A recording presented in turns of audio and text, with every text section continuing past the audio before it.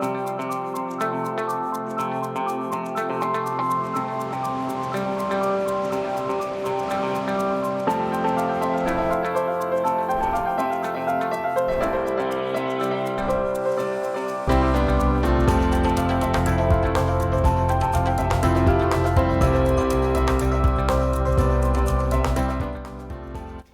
afternoon, and thank you for joining us on Across the Fence. I'm Joleil Whitney. The Scripps National Spelling Bee begins Tuesday, May 28th, and since 2003, a Vermont UVM professor has played a prominent role at this annual orthographic observance of elocution. Easy for me to say, but tougher for me to spell, especially. Our guest today is UVM Classics professor and the Scripps National Spelling Bee official pronouncer, Jacques Bailey. Professor Bailey, welcome. Thank you. And a little bit later, we will put your spelling prowess to the test with a couple Vermont-centric ones specifically. But first, Why don't you tell me how you ended up in this position? So that's a long story.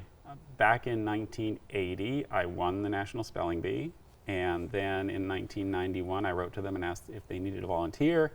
And I got lucky, they did. And I was the assistant to the pronouncer for, 12 years. And then in 2003, Alex Cameron passed, and so they needed a new pronouncer, and instead of finding some talent, they turned to me.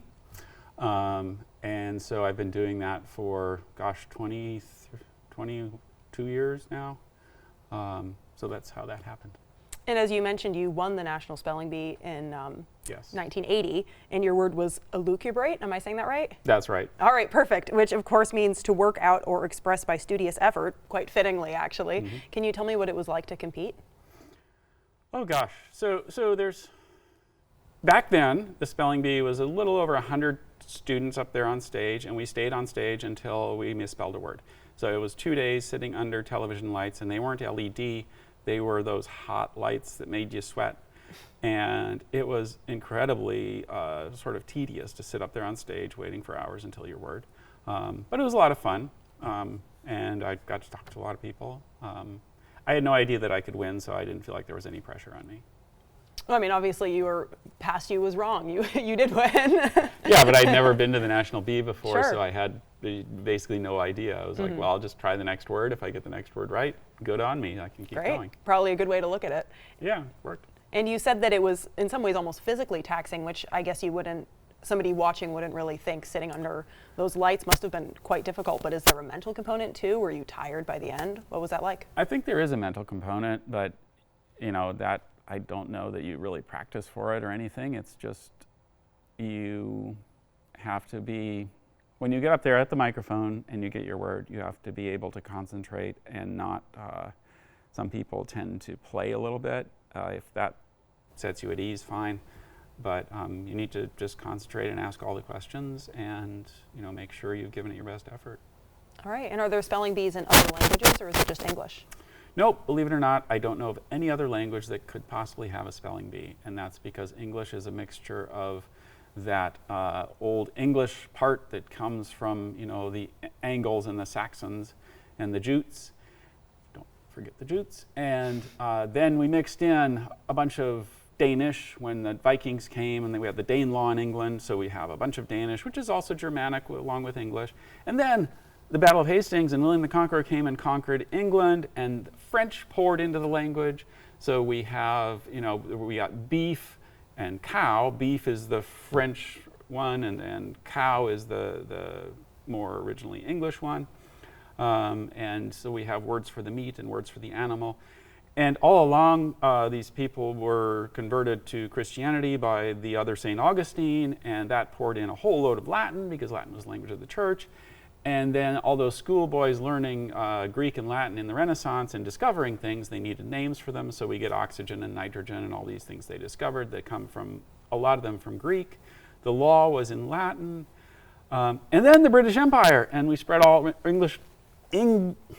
Englanders went all over the world, and they brought back their words from Australia, and they just, Macau and wherever they went. So they needed a word for all the animals and all the things. And so English is a huge melting pot. Some of the words melt, some don't. So spelling is a great, big, chaotic mess in English. And maybe this is getting a little bit too into the details of how you kind of approach a spelling bee for you personally. Is it something where it's memorization? Is it knowing the different rules of the different origins? How would you approach that? So here's the thing. If you want to win the spelling bee, your best chance is if you actually know all the words you get. So you try and study as many words as you can. Some people have a fantastic memory and they can remember all the words. And the weird thing is that the more unusual a word, kind of the easier it is to remember. So you get the word, huma huma nuku nuku apua'a, the state fish of Hawaii. Well, that's a fun word. And it's a lot easier to spell for being a fun word. So some of those words you see up there that you think, my God, that's really hard. They're not so hard because they're unusual. For my money, some of the harder words are words like accommodate or spaghetti, does it have two T's? And you'll see kids at the National Spelling Bee actually fall on those words too. But memory is a huge thing, and it's a huge muscle, and we need a lot of memory even in this age where we can look everything up. But then, when you're up there, eventually you'll probably get a word that you can't remember. And at that point, you got to kick in with the skills that are more analyzing. So knowing that Hawaiian words are spelled this way, that a word from South America that came from Tupi to Portuguese to English, well, it might have some influence from the Portuguese, so you know maybe some of those patterns. You know that a noun ends in US sometimes, where an adjective ends in OUS. If it comes from the Greek, it's more than likely to have a PH for the F sound. There's all these little things. So there's a lot of sleuthing that goes into it, and that's for the words that you're not sure of. And if you want to win, well, you need to have a good chance at those that you haven't seen or you're not sure of. Yeah, so definitely it sounds like a mix of everything a little bit. It is, yeah. But knowing the word is really the best way to know the word. All right, and what's some advice maybe for somebody who's trying to be a good speller, maybe even myself, who's not a very good speller? So I am no longer that good of a speller. My advice is just to care about it.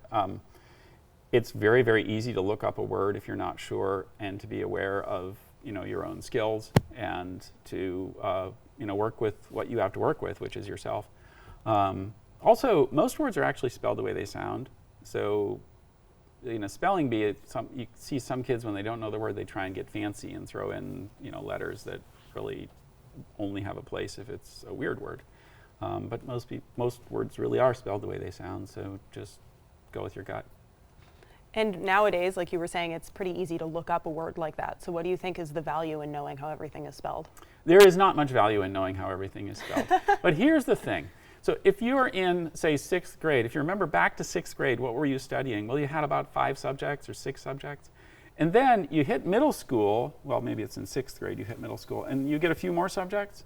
And up until 8th grade, which is where the spelling bee pretty much ends, you're having those subjects. And then in high school, you get a bunch more subjects, and in college a bunch more subjects. And after that, well, there's a gazillion subjects, a gazillion careers.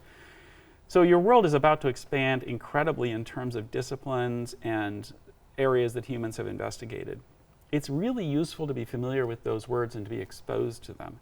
And at that stage, spelling is actually a really good skill to develop, because it's a way to expose yourself to all these words and to get more facility with the English language. But honestly, for adults, well, whether you know how to spell the word or not doesn't matter, because there is no Nobel Prize for spelling. So I think we have to realize there's a point at which spelling is really important, and it's appropriate to concentrate on spelling, but it's not, how you use the words is the most important thing. And you hinted at this and touched on it a little bit earlier, but is it easier to spell longer words or shorter words? Do people get really lost in a really long, like you were talking about the state fish of Hawaii? So I can speak from experience. Nowadays, I would have a hard time spelling huma huma nuku nuku apua'a, just to keep straight in all those syllables. Back when I was in the spelling bee, that would have been a gift. I would have loved that word because I could rattle it off and it would be no problem. So I think longer words for a lot of these spellers is not much of a problem. Honestly, some of the one-syllable words are real humdingers, because if the vowel is what you call a schwa, the dreaded schwa, that sound, it's just and that could be A-E-I-O-U, or Y, or O-U, or E-A, could be anything. Those can be really most difficult words to spell. And now let's jump into a couple. These are Vermont-centric, of course, so we're going to hit you with some Vermont town names and see how you do. Of course, we also have a bit of a mixing bowl of different origins. So let's start with Leicester. Leicester. Oh, that's that one. Yeah. Is that spelled Leicester? Yes, it is. It's like Worcestershire, Leicester. Yeah. And all those go back to Latin castor at the end, which means camp. So they're all the original town named Leicester was probably a Roman camp, and I don't know what the la part is, but we have Lancaster, all these castor words. And of course, let's jump into Enosburg. Enosburg. Oh, I don't know if it's an E or I'll just say Enosburg. Okay. Is it ERG? I'm going to give you one more, and then we can go back to that one. Okay. How about Enosburg Falls? Oh, are they different? Oh my gosh. ENOSB. I'll say that's U, and the town is an E. It's actually, there's an H at the end of Enosburg and not at the end of Enosburg Falls. I'm sorry, we had to throw one trick question in there. Yeah, I mean, those berg words, because there's berg like iceberg with an E, and then there's berg like, you know, they all kind of go back to town or rock or something. So. And proper nouns are difficult because... Yeah, and that's made the spelling bee more difficult over the years because we have a lot more proper nouns. It used to be that the spelling bee didn't include very many geographical terms or names for peoples, like various groups of people. But because the kids are just studying hard and there's a lot more of the kids and they study harder, we have tried to expand our sort of pool of words we can draw on. And speaking of which, we have one more town name for you, or not a town name, a lake name actually, Memphremagog. Oh, Memphremagog. Memphremagog. I believe it's Memphremagog with an E. I'm so sorry. Still a much better speller than I am. Well, as I said, I am no longer a great speller. I was pretty good back in the day. And I'm sure they're still happy to have you as a pronouncer, but thank you so much for joining us today. Thank you, Joleil. I want to thank everyone behind the scenes here at WCAX who helped make this program possible. I'm Joleil Whitney. Have a good one.